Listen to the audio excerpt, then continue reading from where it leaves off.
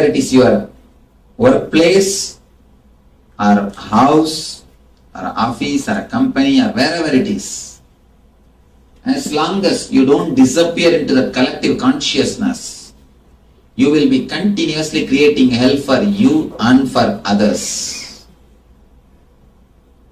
Even in the physical level, if you think you are somebody separate, be very clear, you will be inviting diseases. And one more thing, the mental level, if you think you are separate, again and again, you will be creating seeds of violence. Seeds of violence is created when you feel you are individual. With collective consciousness, you unify. With individual consciousness, you dissect or cut things into pieces. Logic always breaks. Intuition always unites. With a collective consciousness, of course, in the soul level, if you are feeling you are an individual, there is no possibility of any spiritual growth. Any spiritual growth.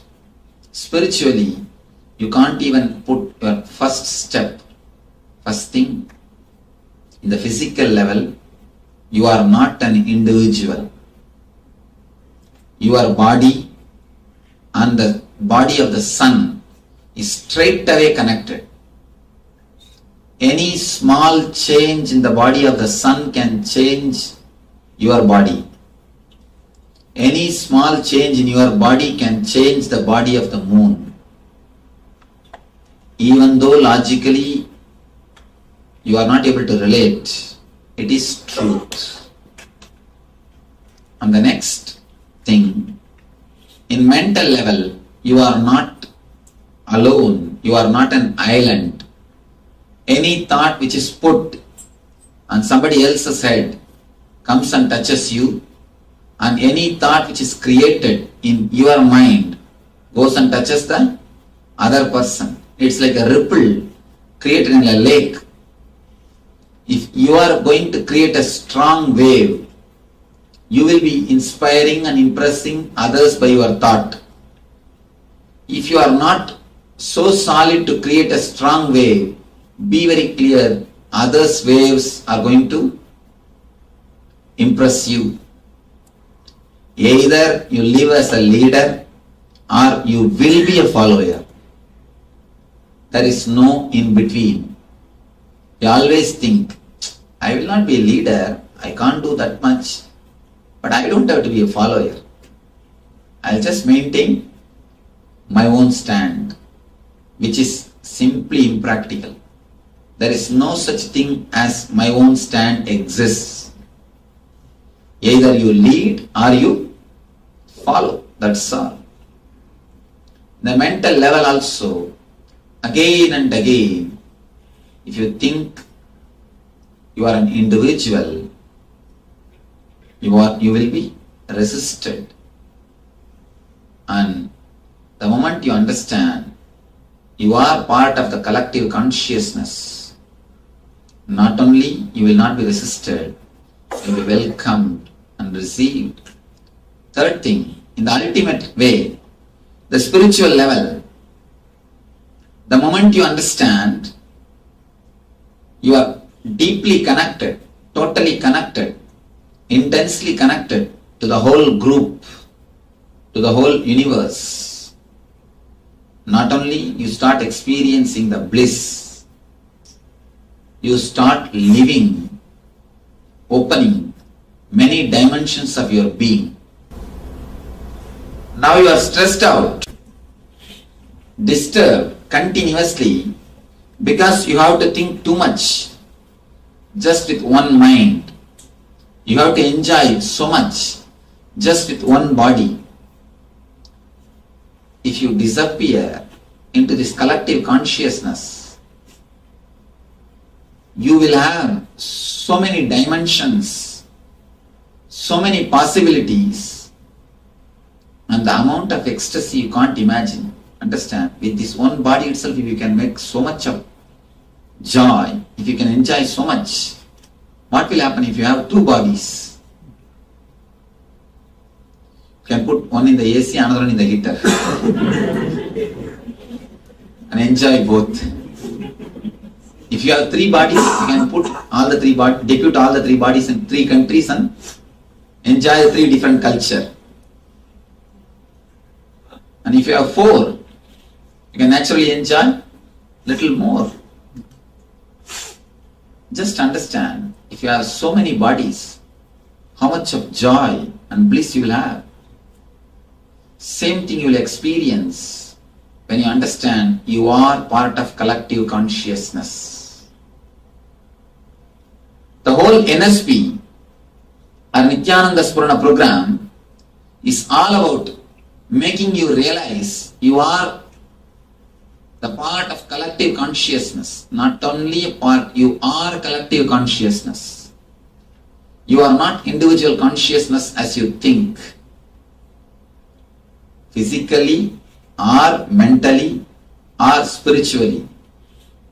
Layer by layer, when we go deeper and deeper, you start feeling you are just one with everything. That is why automatically the diseases disappear. You start feeling the well-being in mental layer, pranic layer, physical layer, etheric layer, and in all the deeper layers. When you really experience that you are boundaryless consciousness, I have seen when we end the program, the meditation camp, people go into such a deep ecstasy, they forget their name, their social status, their education, their qualification, their wealth, their religion, all what they think they are. They forget everything and respect everybody. They fall at others' feet. Even I have seen the daughter-in-law or father-in-law falling at the feet of daughter-in-law. That never happens in India. At least in Indian culture it is too much. I have seen father-in-law falling at the feet of daughter-in-law, just seeing the divine in her, and mother-in-law falling at the feet of son-in-law, and fathers falling at the feet of daughters, because they see the divine, and the grandmothers touching the feet of granddaughters, and the person who is the boss or who is the owner of a company touching the feet of person who works for him. This is staff for whom he pays. I've seen this happening. When you experience the deep ecstasy of oneness, collective consciousness,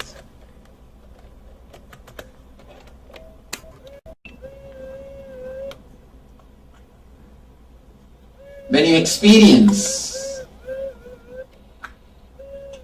the bliss or ecstasy of the collective consciousness, you forget all the differences of your name, wealth, social status, prestige, whatever you think as you just disappears, and what you are is revealed to you. I've seen people bowing, touching the feet of their worst enemies in that ecstasy. They forget, they are raised, they experience such a deep level of consciousness, such an intense level of energy, such a collective consciousness, such a bliss. Literally, ego disappears and they enter into the state of collective consciousness. and without even knowing, they just go around in that ecstasy. And whomsoever is there, they see God in everyone. It is not that they are given instruction. It is not that they are visualizing. When the experience happens, the whole group feels the collective consciousness and realizes they are one and the same. They are not different entities. Only when you experience the collective consciousness, you can say, you can realize, you can experience what I mean by the word bliss, eternal bliss, Nithyananda. So I pray to the ultimate divine, let you experience this eternal bliss, Nithyananda. Thank you.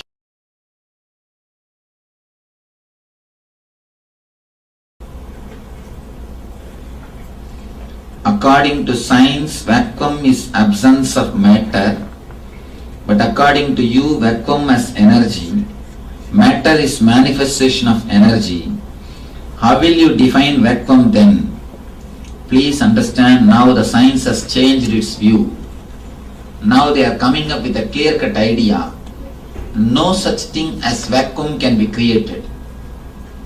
Even in the space in which you say vacuum, the ether is the present.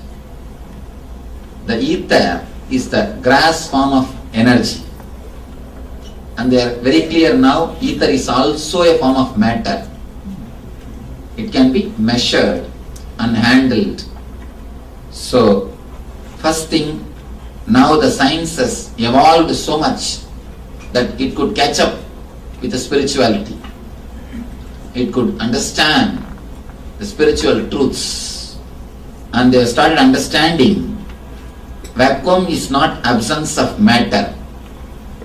It is absence of certain parts of matter, not completely all matter. You have 5 elements.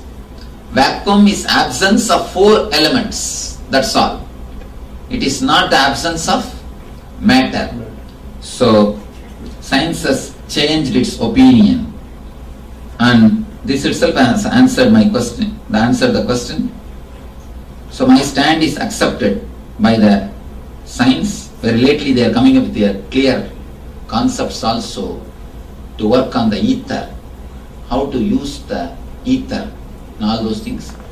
Thousands of years ago, the Eastern rishis have developed Vastu Shastra to use the power of ether. All our Vastu Shastra means the technique of building homes and houses are all based on this science of ether. So now they are working to how to use the power of ether. So the next question is very clearly answered in this itself. According to me and according to science, vacuum is energy. And vacuum is not absence of matter. And I define, according to me, vacuum is not something special from total. Total and vacuum are one and the same.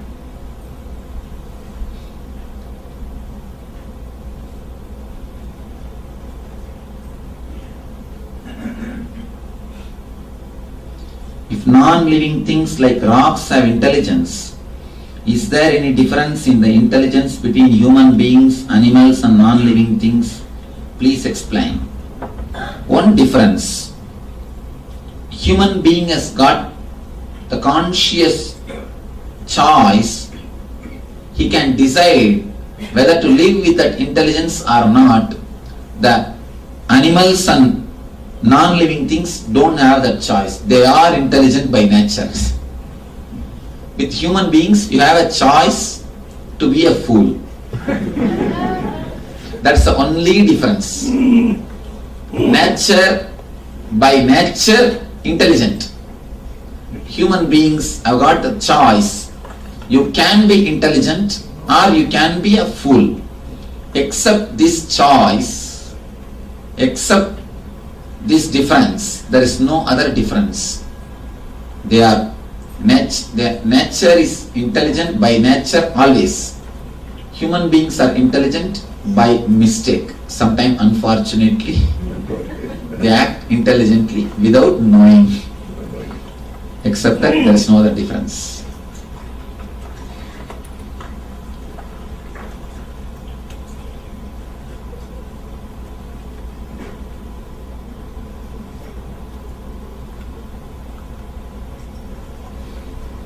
I understand that as you go deeper into the 7 bodies, the distance becomes less. How do you move down in levels of bodies and stay there so you can truly experience collective consciousness? It is just as simple as 1, 2, 3. Just very simple as 1, 2, 3. 1, after the lecture, go to the volunteer. 2, register for NSP. 3, be here tomorrow morning. Just 1, 2, 3. It's as simple as 1, 2, 3. You can experience and stay there.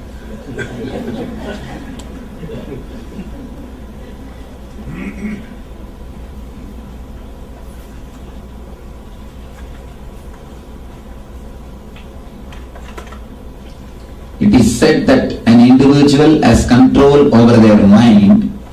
Does that mean an outside mind can still influence an individual's mind and thought process?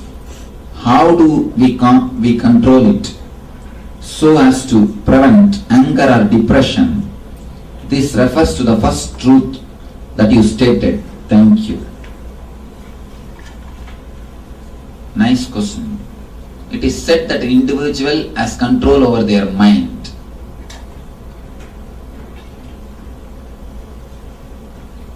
And can I know who is that individual who put this question? It is said that, can you control your mind? This is the same reply from everyone it will be. If I ask anyone, it will be the same reply. Then how can we believe this first statement? It is said that an individual has control over their mind. This is only said, not practiced. Be very clear, it is only said, not experienced. So that statement is wrong. The next thing, does that mean an outside mind can still influence an individual's mind and thought process? Yes. Are you married? You are. Simply by now you know your husband can influence your thought process. And you see, one small thing, not only by giving orders, even without giving orders they can influence. For example, you wanted to come to meditation. I'm not saying particularly about you. Your husband may be here, I don't know. For somebody, you want to come to meditation. He never says openly no, but he just keeps his face, long face. He can influence your meditation here. When you are sitting here, his long face, you will be meditating on his long face. You will be continuously remembering his long face. They are very energy. And one more thing you should understand. For example, he never likes this meditation, all this stuff. And somehow fortunately he was not in the station, he is not in the city. He is out of station for last 10 days. Even then, if you are coming here, you come up with a thought, if he is here, I have to ask permission. So he will say no. Anyhow, you come here. You have not asked him, he has not showed any even body language or verbal language, nothing has happened. But when you are sitting here, your energy will be totally different. The memory, just the memory, if I ask him how he will react, is more than enough to put you into low mood, to influence you. Am I right? The very thought is enough to change the whole energy. So understand, it is so practical.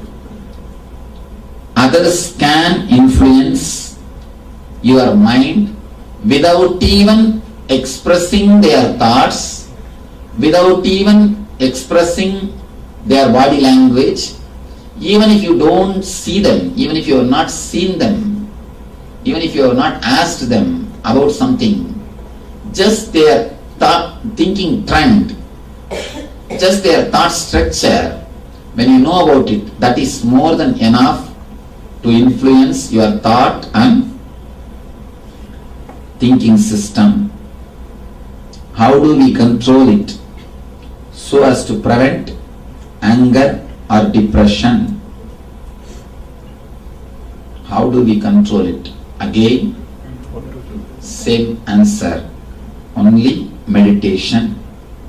Analyze all the 7 layers of your so-called individual consciousness. You are nothing more than onion. Please be very clear. We are nothing more than an onion.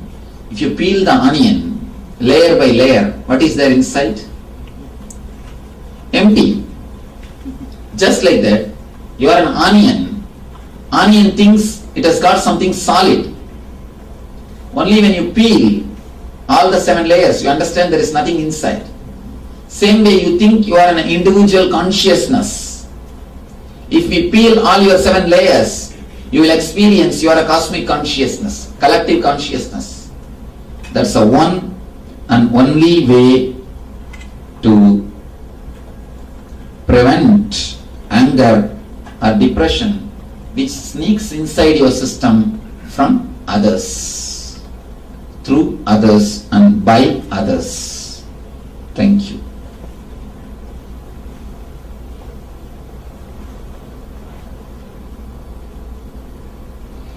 Why do we have to suffer? In childhood, we are trained to be separate from others, then school to learn to be somebody, and then adults competing in commercial jobs, and ultimately, if the ultimate truth is we are one, bliss, why cannot mass consciousness also reflect this joy, peace and love?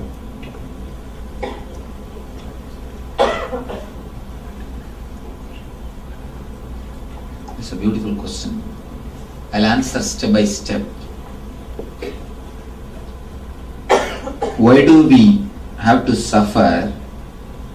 In childhood we are trained to be separate from others, then school to learn to be somebody, then learn adults competing in commercial jobs. If the infinite truth is we are one bliss, why cannot mass consciousness also reflect this joy, peace and love? This question has got so much of potential meaning. The people who created the education system which we are practicing now are not enlightened people. That is the first problem. The education system created by enlightened people, the rishis, Gurukulam structure, is totally outdated. It is not anymore alive. Let me say a few things about the Rishi culture or Gurukulam education system. The education system designed by enlightened masters. In that system, any child who takes birth in that country belongs to the university. He belongs to the master. Parents have no right over kids. The moment they give birth, he or she will be handed over to the Guru. And Guru takes care of him. There are just few rules I'll explain. They are not allowed to wear clothes till they are 7. You do not know, you laugh. It means till 7 they are not even given an idea that they are some individual bodies. They are allowed to relate with existence, ether, straight away with their whole body. They are allowed to relate with flowers. They are allowed to relate with forest. They are allowed to relate with trees. They are allowed to relate with earth. Till the age of 7, they are not even given an idea that they are somebody, they are some body, as you asked in the question. They are some body. And the next thing, they are not taught to suppress the left. They are not given the idea whether they are male or female till the age of 7. They are not given the idea whether they are male or female. They are not given the idea that they are somebody. They are not given the idea that they have to suppress some part of their body. They are allowed to live with this whole body. If you can just apply these 3 things with your kids, don't separate their upper body and lower body with cloth. Means don't put anything in the hip. Give something like which covers the whole body. Next, don't give them continuously idea that they are somebody. Of course, it will be very difficult for you because you have to send them to school and lot of things. Only with that atmosphere it is possible. The Rishi culture, they are not given any idea. At the age of 7, they are given a meditation technique. Even if they collect the idea that they are somebody, they can dilute it. They can again and again flush that idea away. They can flood it. They are given a meditation technique again and again to tune themselves to the collective consciousness. That is what we call Gayatri. From 7 to 14 they practice that Gayatri, through which they will be continuously relating to the collective consciousness. By 14 they will have the glimpse of the collective consciousness, means the conscious experience of enlightenment, Satori, the blueprint of enlightenment. And after 14, based on their Satori, after having Satori means the first experience of enlightenment, they will be given a deeper level techniques to continue in their path. By 21, they will become enlightened. And I tell you honestly, there was a time when more than 70% of the people were enlightened.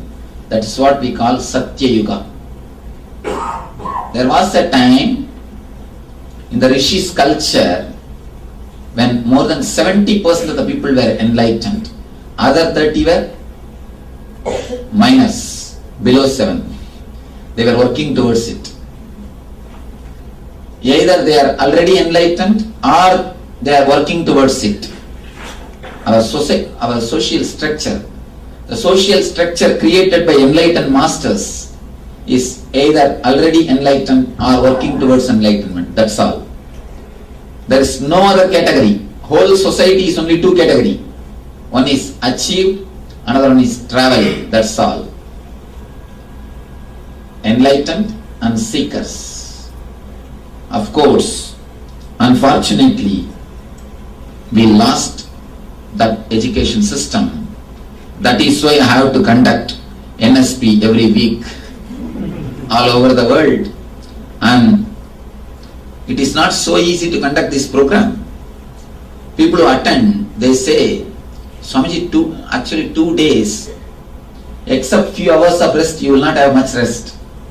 And people don't feel tired. That's different, because they feel so much of energy through meditation. They come and tell me, Swamiji, how is it possible? 2 days we have spent without sleeping. And I tell them, for you at least it's only one weekend. For me, every weekend. For last 2 years, there was not a single weekend in which I was not having some program, some ASP or NSP in some part of the world. If you see our website and see my program, throughout the year, till 2006 beginning, throughout this year till 2006 beginning, not even single weekend is free. Somewhere or other, we are having ASP and NSP. You can see the complete program. And apart from that, even in weekdays, in India we do this program as 4 days program, 4 days course. Continuously I am doing the programs, ASPs and NSPs, everywhere, because the Gurukulam system is lost. Now we are trying to revive the Gurukulam system. Already we got few kids of our devotees and started the Gurukulam in India ashram. Soon we are expecting to revive the Rishi culture, allowed disturbing their collective conscious experience or enlightenment.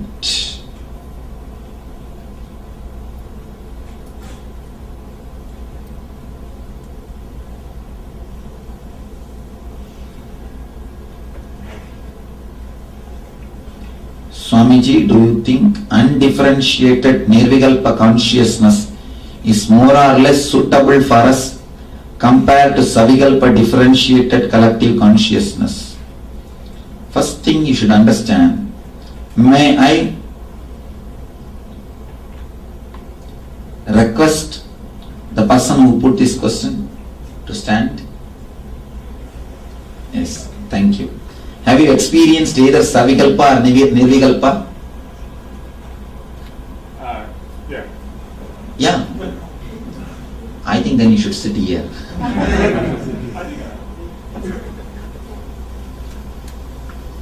Let me tell you from my experience. I do not know about your experience. I can say from my experience, please be seated. From my experience, there is no difference between Savikalpa or Nirvikalpa. When you reach 99%, there is no difference between 99 and 100. These terms are just words. I tell you, in my experience, when I reached Savikalpa, I just dropped into Nirvikalpa. It's not that after that I have to do something to reach the Nirvikalpa. When I experienced Savikalpa, I just dropped into Nirvikalpa. So this is what is my experience. This is the way I achieved enlightenment.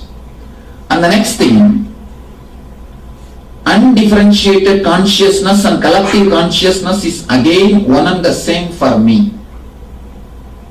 I did not find any difference except the word. A small story. In India, a big fight goes on between this Savikalpa Samadhi group and Nirvikalpa Samadhi group. The Savikalpa Samadhi group is this Ramanujas, Visishta Advaita and Dvaita, Bhakta category. And Nirvikalpa Samadhi group is this Shankaras.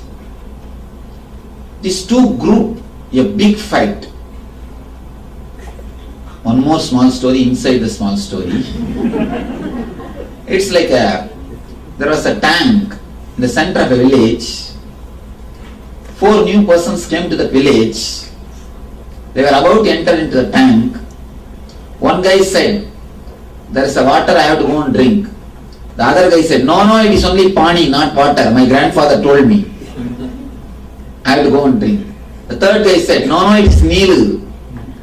It is neither water nor pani. I have to go and drink. The fourth guy said, no, it is Tannir. Means water in Tamil. No, I have to go and drink. My grandfather told me. My grandfather only built this tank. All the 4 started fighting before entering into the tank. They fought so badly, all the 4 killed each other before entering into the tank. If they had little bit of patience to enter into the tank, or at least look into the tank, all four of them would have understood what we are fighting is only word. It is one and the same. Whether water or pani or tanni or neel, it is just one and the same. Same way, all this religious terrorism. This religious terrorism is nothing but misunderstanding of the same category. Before entering into the tank, they hold on to their words and they say, my grandfather told me. My grandfather's grandfather told me. They continue to fight without even peeping into the tank. If you just have a little bit of patience or courage to peep into the tank, not only you will not fight, all of you can drink and then supply water to everyone else. We can experience the bliss and radiate it to everybody else.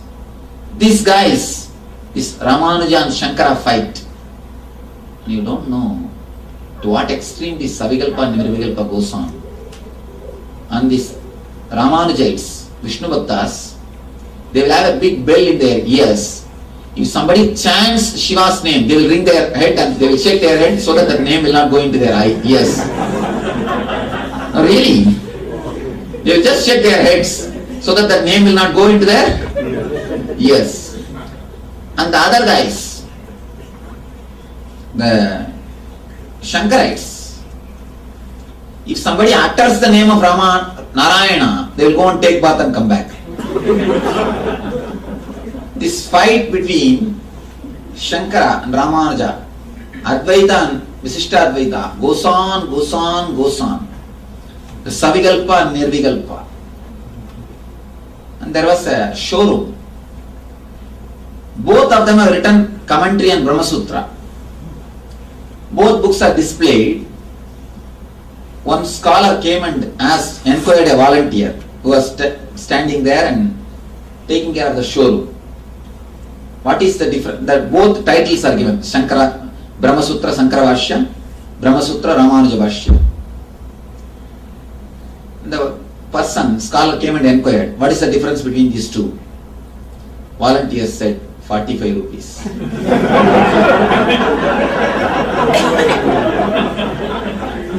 It is just 45 rupees, $1, nothing else.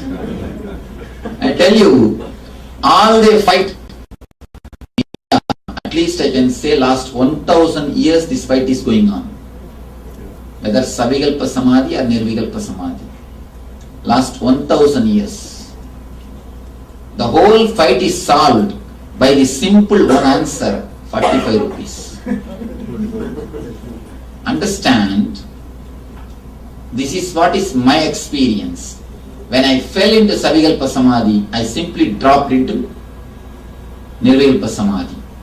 So, still now I am not able to figure any difference between Savikalpa and Nirvikalpa.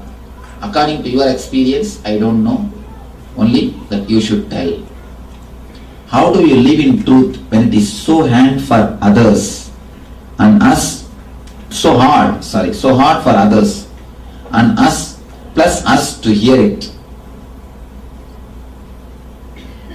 And even now, when I said, this is what is my experience, I don't know about your experience. There is every possibility that you can get hurt. But the truth is, truth. Even though it is so hard for others and us to hear, we have no other way but to live with the truth.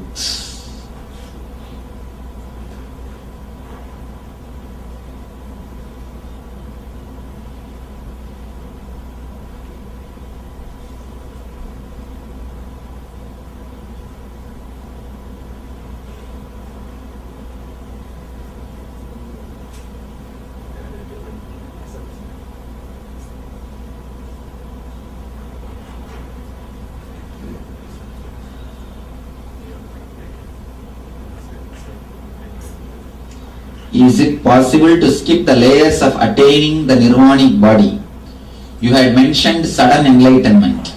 I am confused with this. please be very clear, the sudden enlightenment also happens only by penetrating all the 7 layers. There is no shortcut. There is no skipping the layers. You can't skip the layer because you have it. So, you can't skip the layers of attaining the nirvanic body because it is truth. Only, even if you attain sudden enlightenment, you will be penetrating all the 7 layers within a second. It is possible. But you have to penetrate all the 7. So, you can't skip any one layer. If you can skip, I would have done that. I would have already abridged. I try all my best to abridge all my programs. So, I saw very clearly, you can't do any more upgrading or editing. I did all possible editing and updating. The updated version of consciousness only I am offering. I can say for sure, the program, the NSP, or the meditations of layer by layer is updated version of consciousness. It is most updated software or hardware, whatever you think.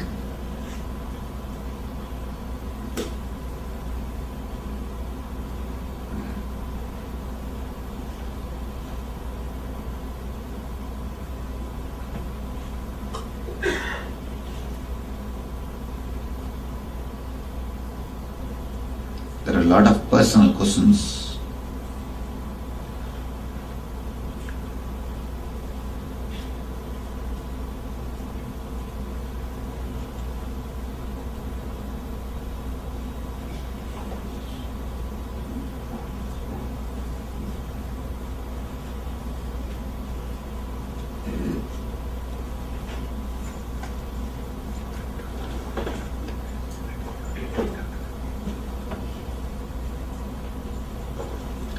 I have heard and read of your ability to heal men and women of their physical ailments. However, can you heal minds that are corrupted in the material world? Is it possible to get rid of the mind's imperfections so one can search for God with a pure mind? First you should understand, actually I don't heal. Just my presence heals. When a sun rises, lotus blooms by itself. It's not that sun needs to go and open the petals of the lotus. Just like that, in the presence of a master, simply healing happens. Healing is not done, but it happens. I can heal your body because your body is straight away in my presence. Same way, if you open your mind, that also can be healed. In this NSP, all we do is opening your mind only. You are asked to write for yourself about your guilt, desires, pain and pleasures. You are not going to show to anybody. You are going to write to yourself only. People ask me, why are you asking us to write all these things one by one, Swamiji? You are not going to show to me. You are just opening in my presence. You write to yourself. You are not going to show to me or to anybody else. People ask me, you are asking me to write by myself. After all, I know everything. Why should I write? I tell them, you know, but now by writing, I am making you open in my presence so that it can be healed. It's like you have a wound in your thigh. If you cover it with a gold sheet and a silk cloth, it will just be there. It will never get healed. If you open it, at least the sun rays can heal it. The sun can heal it. So we are opening all the wounds and the energy just heals. The whole NSP is about opening up of your layers by layers, all your emotions, guilt, desires, pain and pleasure, everything. When we open up, you are healed and and you experience God. Not only you search for God, you experience God with a pure mind. Pure mind is God itself, not something separate.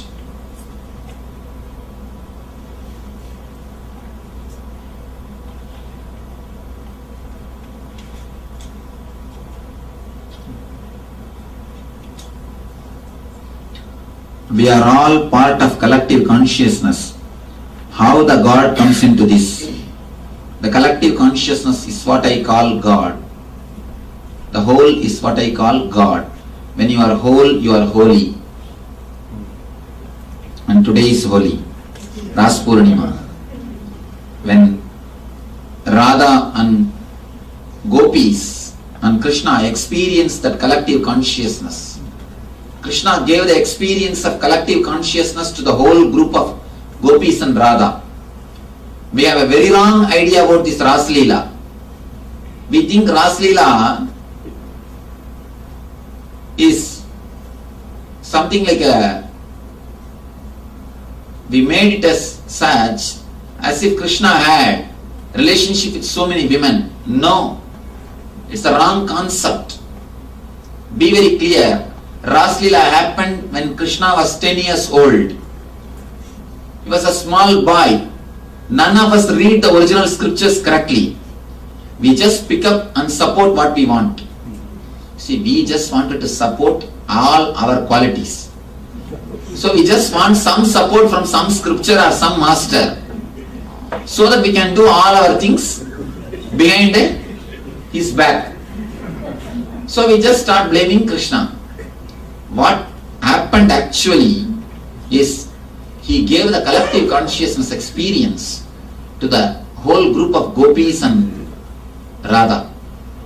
The whole group of Gopikas, they had the experience of collective consciousness. The collective consciousness is what I call God.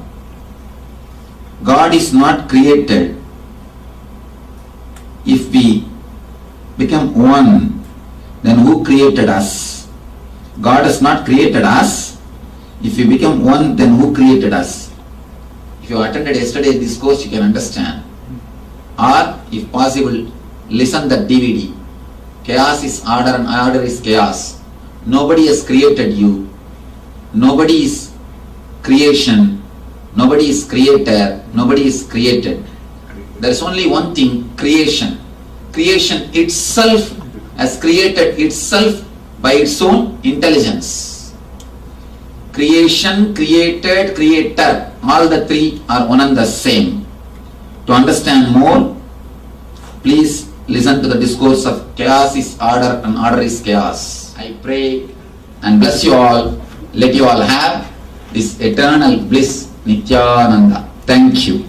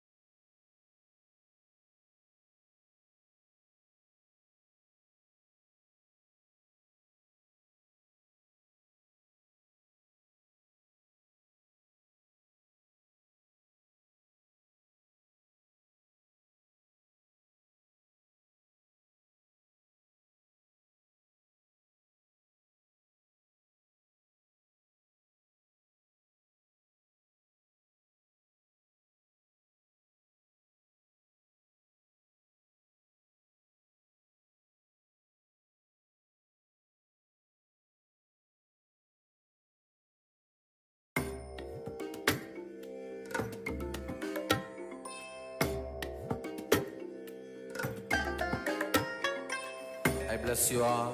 Let you all open all your three eyes and manifest the powers of Mahasadashiva. Om Nithyananda Paramashivoham.